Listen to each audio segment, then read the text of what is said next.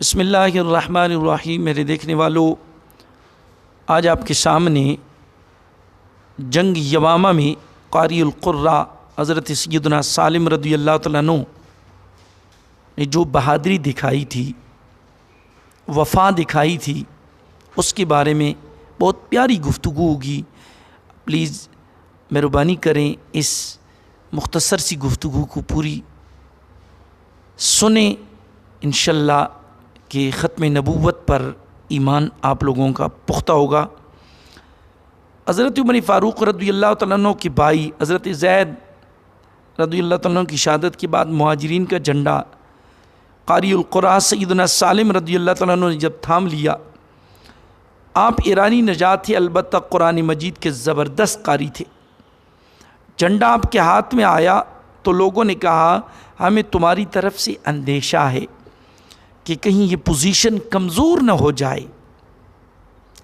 فرمانے لگے بئس حامل القرآن انا ان اوتیتم من قبلی، اگر میری طرف سے دشمن آگے بڑھے اور میں نے ان کا راستہ نہ روکا تو میں بہت برا حامل قرآن ہوں گا، پھر تو میں نے حافظ و قاری قرآن ہونے کا حق ادا نہ کر پاؤں گا۔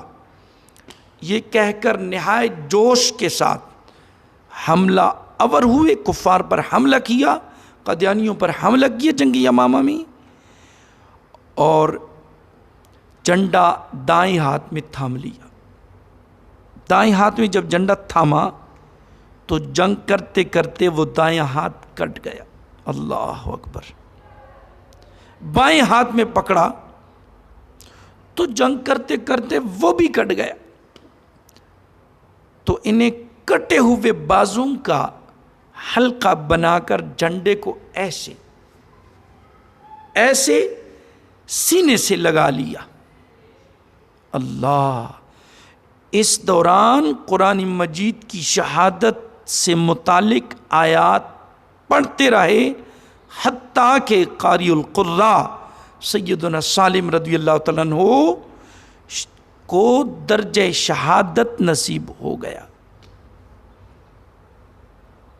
حضور کے صحابہ نے جو ختم نبوت کے لیے بہادری دکھائی جنگ یمامہ کے اندر، اس مسیلمہ کذاب کو جہنم میں پہنچایا، ان کے حواریوں کو، ان کے ماننے والوں کو قتل کیا، انہوں نے جو ختم نبوت پہ پھیرا دیا، تو خدا کی قسم سے ان کی بہادریوں کا، ان کی وفا کا جو بندہ پڑھے سنے تو دل بہار بہار ہوتا ہے۔